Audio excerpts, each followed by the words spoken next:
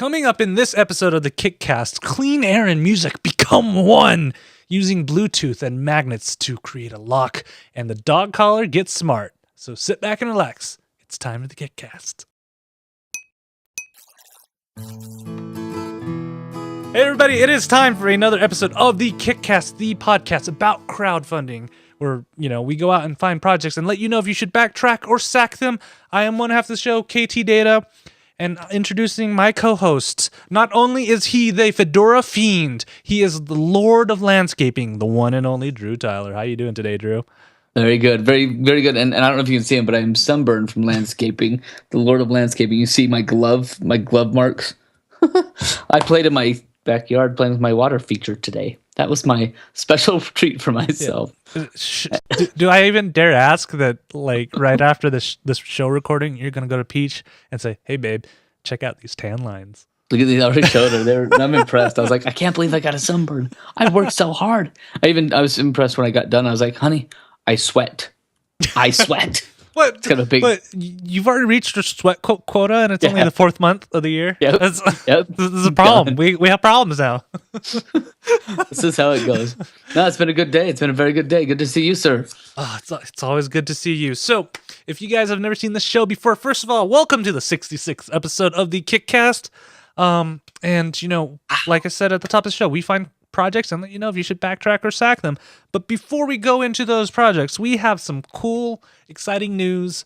Yes. I know this show tends to cater a little bit more to backers on there, but we do like, bringing information for project creators too on there. And one of the questions that we get all the time is people are asking, where do you figure out reward ideas on there? And it's harder than you'd think to come up with reward ideas. You figure out what you're doing and you spend hours crawling through other projects to be like, what they do. Yeah, on there. So Kickstarter decided to give you a little bit of a hint by posting a blog post on their website giving you 96 different ideas. And on this list, they didn't make all of these. They made a few of them up, and then other ones they actually were from actual projects on there. So I'm not going to read all 96 of them, or we would be here come on, all day. we got time. Let's go.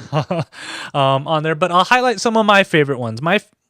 I'll go from least to favorite or most unique, should I say, on there. So, on of course, one that is I am a sucker for, limited edition run posters or prints or things like that. You put limited edition in there, there's a high chance that I'll back it. Yep, that's all you need to say. Limited edition. Nobody else can have this, and KT will jump on that thing like bread on butter. Yeah, so true. Drew had to talk me down from backing just to get a crate. Settle down. You don't need the crate, man. It's like, but just get.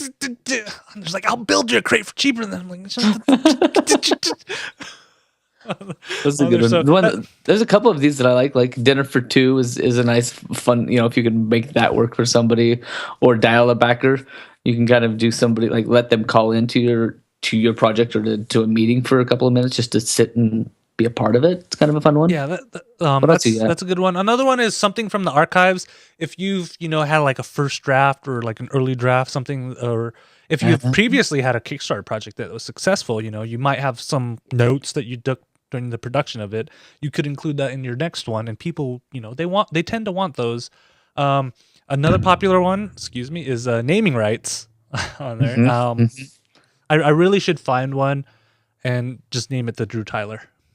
There you go. I'm just gonna stick that in somewhere on there because Drew is my hero. You too can be a Drew Tyler. Back to the Drew Tyler level.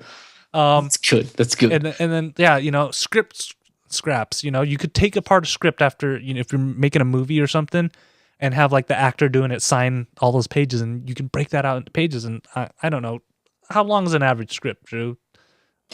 For a full feature film, you're looking at probably close to, gosh, I don't know, probably 180 pages, maybe. Yeah, so you could have 180, a level that was limited to 180 things, and bam, send a page to each one. Yeah, you put that out as even at a $10 level, that's $1,000, almost $2,000 there.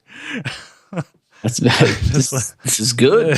And it would be a limited exclusive. And might I add, most places that I've seen these script scraps, they're definitely not at the $10 level. They're closer to the $100 level. So that actually may be good. And my favorite one on here, and I don't know why I did not think about this. And I haven't seen a project do this, so I think they made this one up. Flash drive roulette on there. So what you do? What is flash drive roulette? You go through all your digital files and stuff and fill a flash drive with,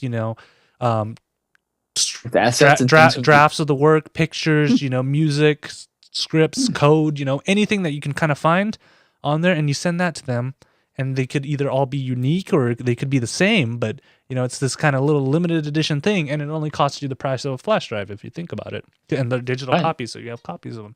So I think that interesting one. I like that. I mean, that I was like, whoa, that's actually a smart idea.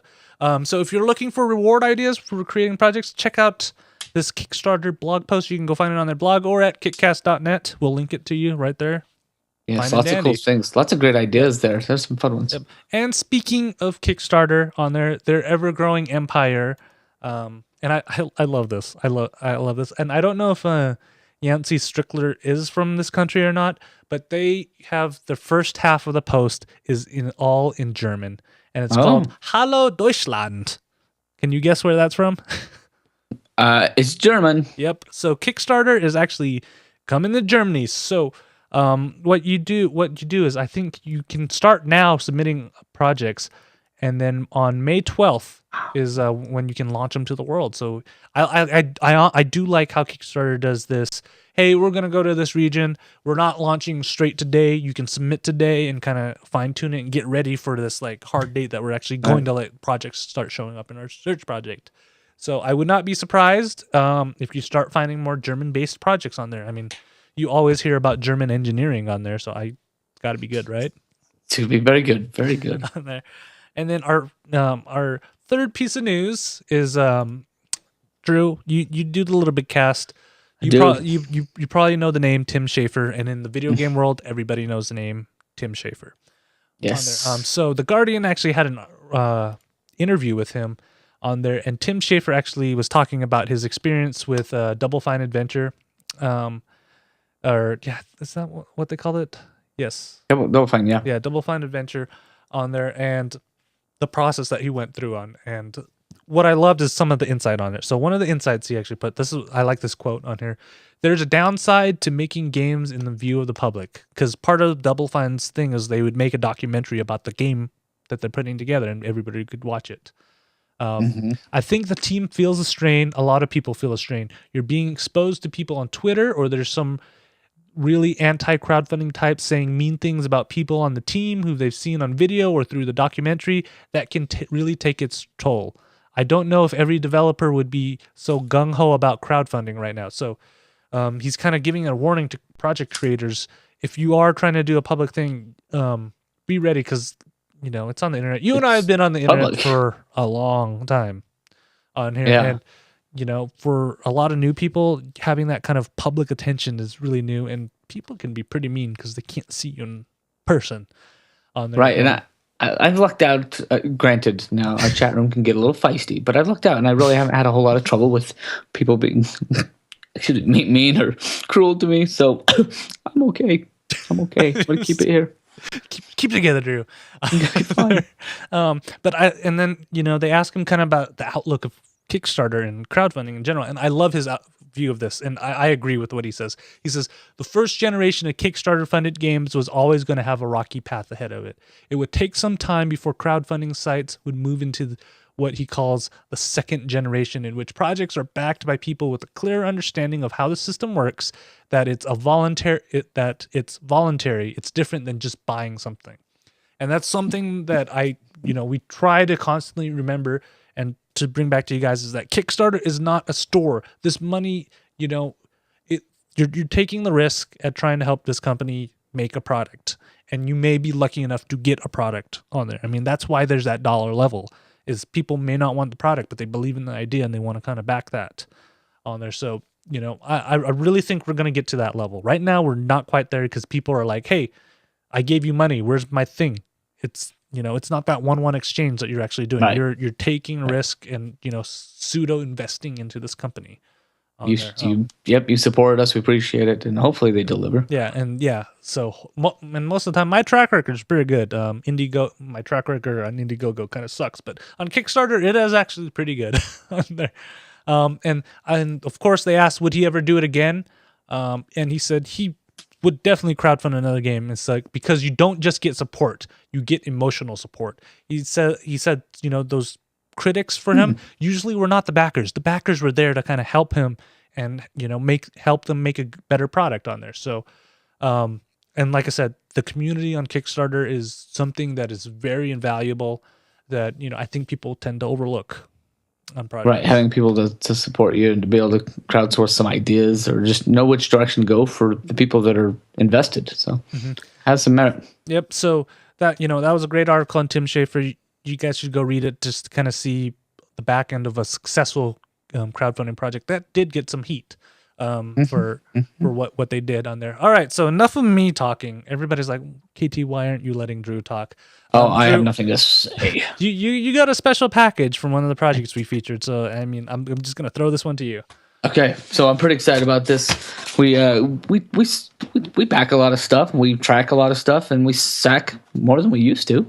But our good friend Eric Noyce sent us our very own Shit in My Teeth. If you guys remember this for a couple episodes ago, do you remember which episode it was? It was a while ago. But we covered his Shit in My Teeth, which is this really kind of cool idea. So I wanted to save it and open it up because he sent us this reward. It is this fantastic kit that you can keep in your. This is great. Keep in your wallet, and it has a little mirror on the back here, and then these are all picks and things that you can pick out. Like there's some spears down here, so you can pick some of those spears out. There's some spears, and you pick one out, and you can use it to then get shit out of your teeth. And so the nice thing is that you can use this mirror, right? So it even has like the explanation. This is a nice I love those instructions. Isn't that great instructions? Locate it, pick a tool, get it out, and then the choices of your tools. Bring the fight to spinach and popcorn and ribs, and so let's get in there. Oh, that's good. Clean that. That's good. Anyway, so I've got one of these for UKT. It comes with its own little slider case, so that that's pretty. I think that's pretty awesome. A nice thank you card from Eric. So I think that. Oh, you read that? Yeah. Love the show, Eric. Thank you so. Yeah, thank you so much, Eric. Awesome. And if you guys actually want to go find that episode, that was actually a pretty awesome episode because it had. It was episode 55, so 11 episodes previous, and it actually features Carly McKinnon and her live performance of Oaks and Ashes on there. And I hope, hopefully, Drew, you haven't worked her down to the ground because I know it's finals week. Yeah, and I don't think she's touched her album for a couple weeks. I'm gonna get a track. I was gonna just and I'm gonna be like, Drew, what'd you do to her? You crushed her spirit. No, she'll be fine. She'll be fine. She has been working on it, and she's got some really good stuff coming out. So that one, we should see that one pretty soon too. Yep. All right. So how about we jump into the projects? And again, thank you, Eric. You guys go check out Shit in My Teeth. I think he's actually made enough to actually do a full run after this, so you can actually order it and have your own kit. Cool. These. I'm totally gonna pull out the battle axe next time I have spinach. Make that thing go. That's awesome. You should do it in public too. I will. What are you doing? Fixing the shit in my teeth. So great. Thanks, Eric. All right. Okay. Showtime. So how about our first project? So Drew, you've been outside all day on there. I don't know if you're like me, but I have really bad allergies when springtime comes. I really do. Like grass pollen. Every time I have to go mow the lawn, it is a struggle for me, but on there. So one of the things people tend to kind of do is, especially if you're in an enclosed space, they're like, you should get an air purifier and stuff. So I'm like, okay, that's great. But what if you combined it with other things? Because air purifiers, they take up space. And they can get loud. Yeah, well, not loud, but they can kind of just hum the whole time. Yeah, you can get a hum on there. So why don't we put a Bluetooth speaker into it and combine both of them? So you, in the same space, you're purifying your air and you're listening to music so you don't have to hear the fan go off at the same time. I can't believe that this has not been done before. Yes. So this is the AXA Music Air Purifier. on there. And so what they do is it's one part Bluetooth speaker, one part air filtration system on there. So at the top is your air filtration and the bottom is the speaker on there. So to give you a little bit more details, the filter can actually filter out particles as small as 2.5 micrometers, and they call it PM 2.5 because that's for particulate matter 2.5 micrometers. I had to look that up on there. And then you also have your Bluetooth speaker, which is actually not just a single speaker, which I thought when I first saw it, I'm like, oh man, this is not going to be that great. It's actually a 2.1 speaker system on there, where it has 2 4-watt treble speakers and actually 2 10-watt bass speakers. So for all you bass heads, you can kind of hear the bump, bump, bump going along. That's impressive. So and of course, it uses Bluetooth 4.0, and it has low latency on there. Because I know some of the earlier Bluetooth systems, there was a little lag when you actually played on it. And of course, it blows out negative ions on there. They call it vitamins of the air on this. But, nice. You're getting both your positive and negative ions, so you kind of get that smell after a thunderstorm on there. Which I do like that. Which is always a good smell on there. And it puts different places where you can get it on there. In terms of things, I'm a little skeptical on it. I like the idea of it combining and stuff, but it seems a bit small, so it's probably going to work better in maybe a college dorm or something, because it's 6 inches by 6 inches by 11 inches tall. Does it say how much space it can handle? No, on there. Somewhere in there? And that's actually the other drawback. And I don't know if this is because there's a language barrier or if they just don't have this, because the project is based in Hong Kong. On there, they don't have a lot of details on there. Pretty much all the details I gave you right now is all the details I could find. And I looked through this project near and there, and there wasn't that a lot of information on there. So in terms, Drew, do you see a place where you could use this? Yes, because if you notice in one of their little graphics, they have they list all these things in one small house, like formaldehyde and benzene and secondhand smoke and fine particulate matter. It's all over. But my favorite was other volatile gases. And so I know exactly what kind of volatile gases I would like to be running. This one's going into your bathroom. Either that or in the cat cave where all the students come to work, because man, does it get crazy in there. So I'd put this in my little office so I'd have a zone of peace and pureness. But no, I think this is beautiful. Add Bluetooth. Get something that everybody knows and add Bluetooth. I'm with you that it's kind of surprising that they don't speak to how far it can, just put this in a 10 by 10 room or however many square feet it can cover. But all in all, and at this price, right? If this is not shopping, but if it were the early bird at $69, that's a pretty decent price for an air purifier and a Bluetooth speaker, and to get them both in one, that's decent. So I'd back this. I like the idea. I have allergies. I suffer from a lot of things, so I'm in. Yeah, and for me, I just have to put a track just because of those lack of details. And like I said, I think this honestly may be a language barrier thing where they didn't include the rest of it on there. And I think they're asking for a reasonable price. Their goal is reasonable, $2,000. I'm really surprised at that. But hey, it's China. You can make anything for cheap in China. That's right. on there, on there. So it's a track for me. So if they get close, I may end up backing one of these on there. The other thing is, they put hi-fi on there. And maybe stretching it, but it's going to sound better than most of your speakers out there, or most of your kind of single speaker systems out there.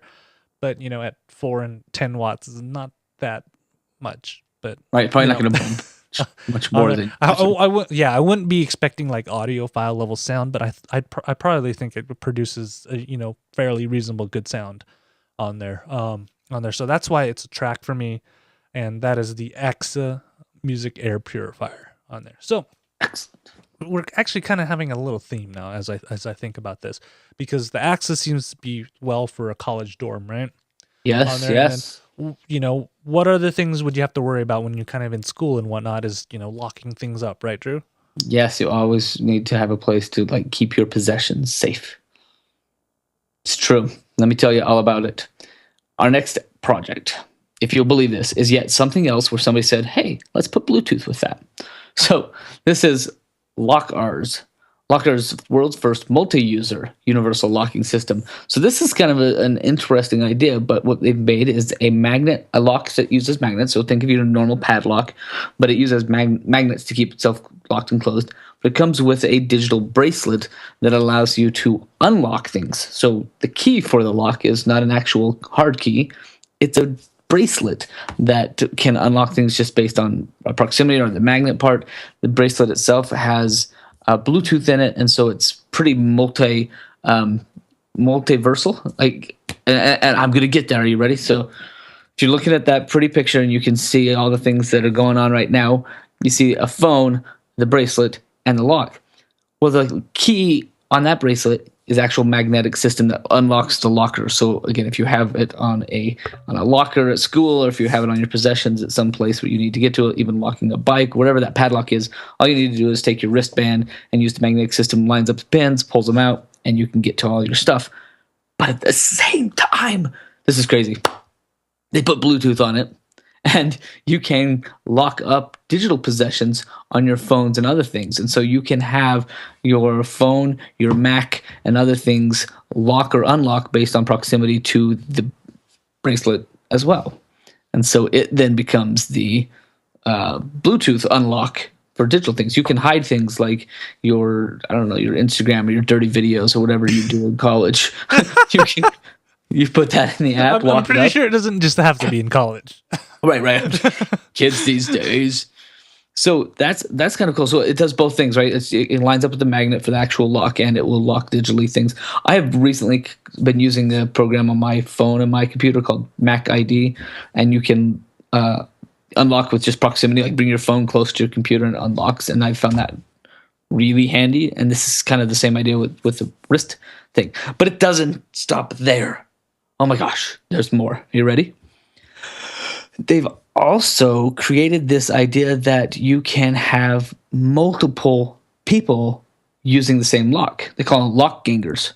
And so you can invite people and get the matching bracelets so that 3 or 4 people could be able to unlock a single lock. Again, not with like making duplicates of keys, but by using your wristband to all be able to get in the lock. And then as soon as the lock's been unlocked, it can alert everybody else who has the app or the key. Like, so basically you collect them all together and you say, this is my gang, and we all have our wristbands. And then if one person unlocks the lock, everybody gets an alert. And you can also use it to tell each other where you are. Like, hey, here I am. I'm right here. And everybody else in the team knows exactly where you are just based on your bracelets and your GPS. And it's all locked into the lockers, lock players, and lock gangers. Anyway, I think it's kind of an interesting way to really take a simple idea, and it seems like it's very well fleshed out and then some. Like, it's pretty, what's the word? This way. They've really like attached it to a lot of things to make it very useful. Yeah, so it's very diversified on there. And I just noticed this. Speaking of creative, like Kickstarter project incentives on there, if you pledge $5 or more, they'll send you the 3D printable plans on there, so you can actually 3D print one of these. Of course, it's not going to have the magnets or anything, but you'll actually have the shape of the lock and stuff. Yeah, you can model your lock to print your own gadget with your own printer, and then that's interesting, great stuff. But you can get a lock with one bracelet, or you can get a lock with multiple bracelets. And kids always need locks. I mean, honestly, you go to the gym, you need a lock, and you always need locks. So I think that this LockR's, the world's first multi-user universal locking system, is another back for me. That's 2 in a row, folks. Yeah. I'd have to say it's a back for me too. I love this idea. I love how the multi-user one, the gangers thing on there, where you can lock it, because I totally know the exact use case for you, Drew, is you're going to lock up your candy drawer. Yes. Anytime anybody accesses it, you'll know who. Exactly. I can share wristbands with my favorite students, and or they could earn it like a special extra credit project. Yeah. You get to wear my wristband and have access to my candy drawer. And then you know how often they reach your candy drawer too. That is good. Which is funny because I actually installed a drop cam this week because I've been watching all the students work. Right, so because we've had some like headphones and other things disappear, and so I put a drop cam in the cat cave where all the students are working like late hours and all night, and so today I got an alert that was like, oh, some motion in the cat cave, and so I pulled up my app and looked at it, and it was one of my favorite students who just walked over to the camera because he knew it was on. I made no secret that I was able to now watch for. You made everybody sign a disclaimer. Yeah, it was also that and the fact that they've been really loud lately, and we are in a library. Like we're a TV station located in a library, so I've gotten in trouble for them for screaming and yelling and running down the halls, and so I wanted to see, what's going on. Anyway, so this kid came over, pointed right at the camera, and then just grabbed it and moved it behind the nearest book, and it's worth until I get in there tomorrow. I can't see a thing. But, it's bringing a girl and they're making out in the cat cave. Students. There you are. Start charging them rent. I should. All right, so that is the lockers on there. And kind of to round all this stuff out, do you have more Bluetooth? We have more Bluetooth on this, and this is what is great. Everybody has some kind of pet, right? On there, and of course. The collar, I don't know. I don't have any pets, so I can't attribute much to this. But Drew, you probably know, collars have not really evolved during. They hold your tags. That's what all they pretty much hold your tags. So, or if you spend a whole lot of money, you can get the ones that actually will like shock your dog and be like. Brah. That sounds cruel. Yeah, it is. There, this next product or project is the connected collar on there, and it takes our old adage, just add Bluetooth to everything, except this actually, in addition to Bluetooth, it adds Wi-Fi, it adds a cell antenna, it adds speakers, it adds a whole bunch of things. So pretty much what they're marketing it as is an all-in-one smart dog collar. And so let me list to you all the things it can do. So it provides a virtual fence and leash technology on there. It is a health and location detector, so almost a Fitbit for your dog. Dynamic assisted training, built-in anti-barking, two-way communication, and somehow I think it actually even can post to social media on there. So let me kind of break things down. So the virtual fence and leash technology on there. This is actually, I think this is pretty cool. What it does is it actually has some hypersonic waves on there, and it can actually vibrate the collar, so it replicates you pulling on a leash on there, and it'll play a tone that only the dog can hear to kind of keep him from going beyond a set location that you may set on there. So you're like, don't go more than 300 feet away or something like that on there. So, and then it also has your health and location, so it can keep track of your dog's stats and stuff. So. I think that's pretty cool, because everybody has Fitbits for themselves. And then what you can do is actually store your vet records and everything in there. So next time they need to go get a vaccination or any kind of medication or something, your phone can actually notify you. And you can also see their activity levels, see how much they've run or moved during that day. And, if you got to go take them for an extra walk or something on there. And then they also have this location. So say if your dog runs away, and I know some pets are actually already chipped on there, but you can actually ping it and find the location on there. And what's even better is there's a built-in speaker to this. So you could talk through the app to the dog and say, sit boy, while you drive to the location or run to the location to find your dog on there. And hopefully they won't run away on there. And it also uses the same technologies for the dynamic assisted training to help kind of train your dog. So you can have like different whistle, high ultrasonic whistle tones, so the dog knows when to sit, to roll, or do kind of tricks like that on there. So I think this is pretty cool on there, because you see all the different things that it has the simulated leash tug, the vibrations, the ultrasonic frequencies, your micro speaker. It even has LEDs on the collar, so if it's like if your dog's walking at night, it can light up and you can see them. This is what doesn't it have? There's a bottle opener and a beer dispenser on there, and then it has a latching mechanism that's electromagnetic and a fail-safe unlock if it runs out of batteries on there. And of course, the battery lasts somewhere between 7 and 14 days, and it has this I think it's like magnetic charging system on there where you attach to it and you can charge up from there.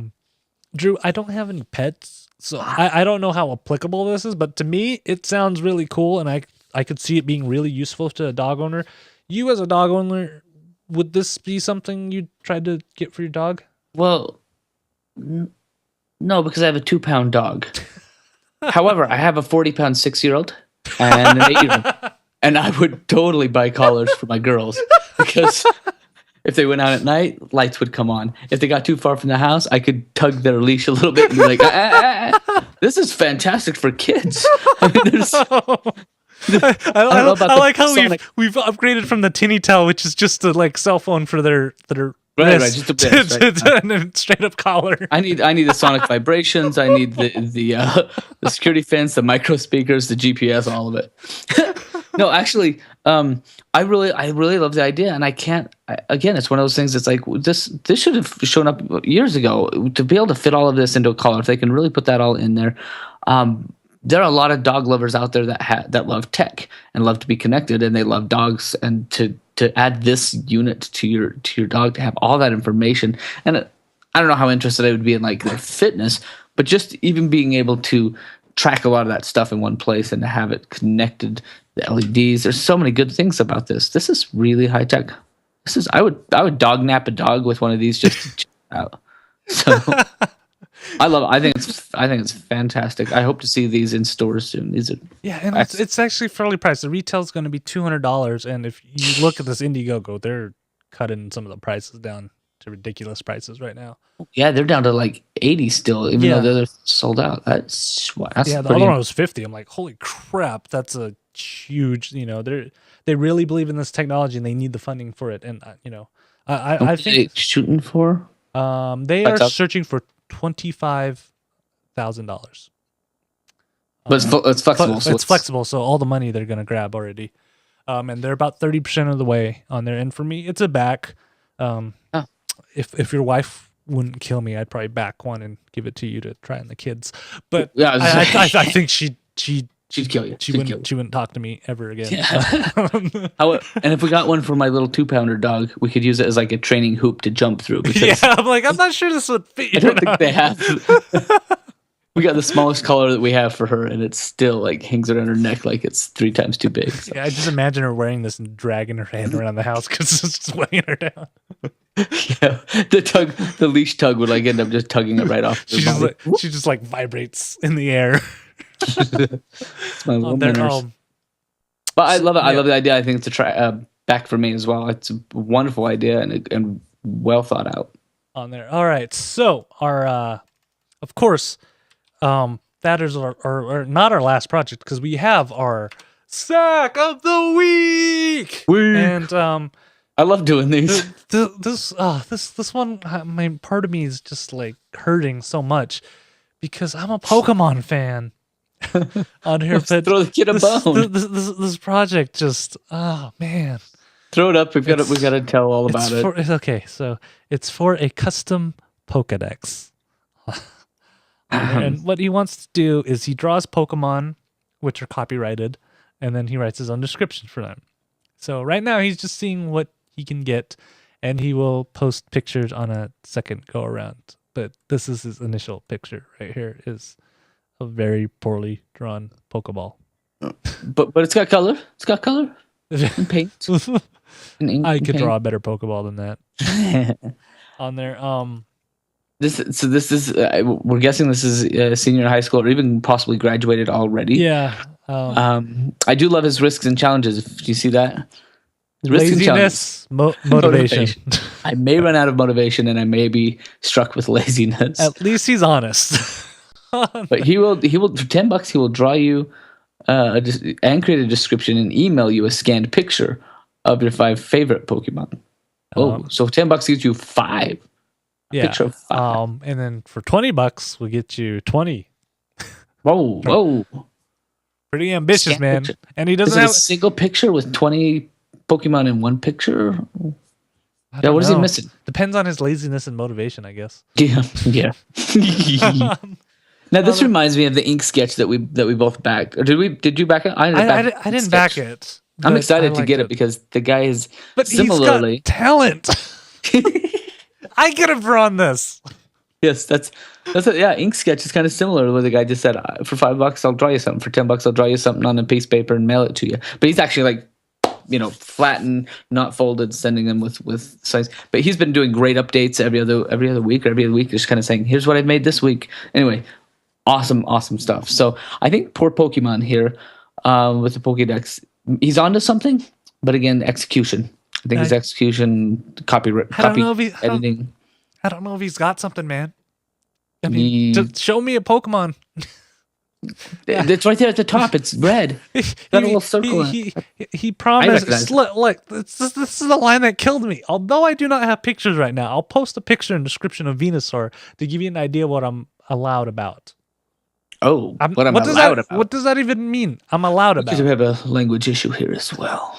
I love the story, though. He does tell this cool story about how in Spanish class he defaced school property, but the teacher didn't know it because he was drawing Pokemon on the school desk. How does he not have pictures of that?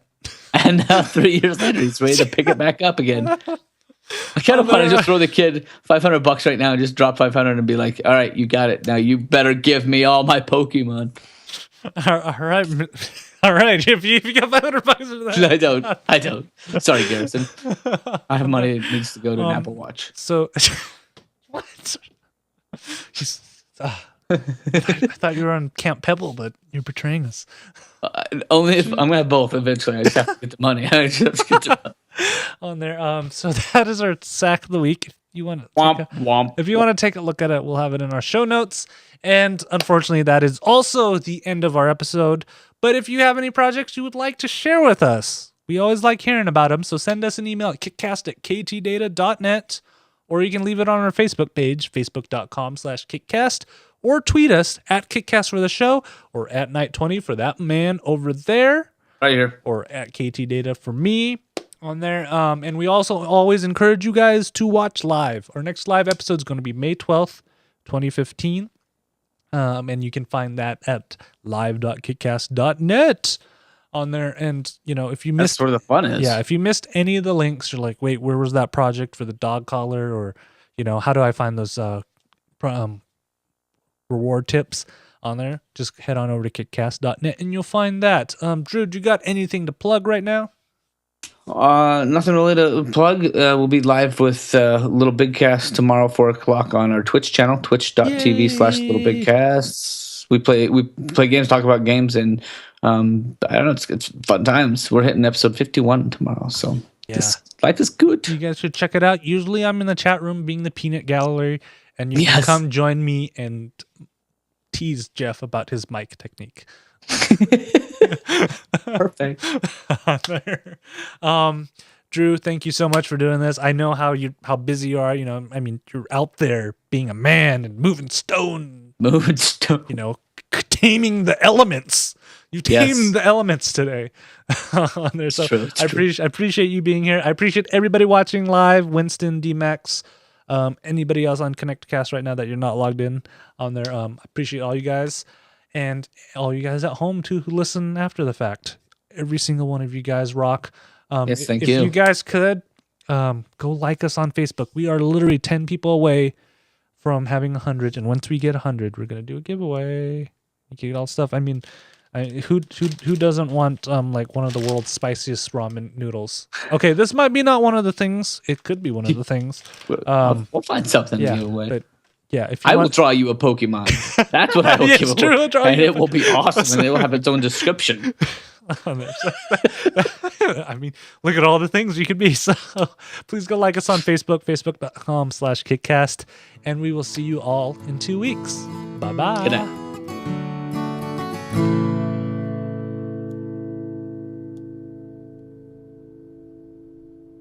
Hey everybody, it is time. Okay, let's start. Yeah,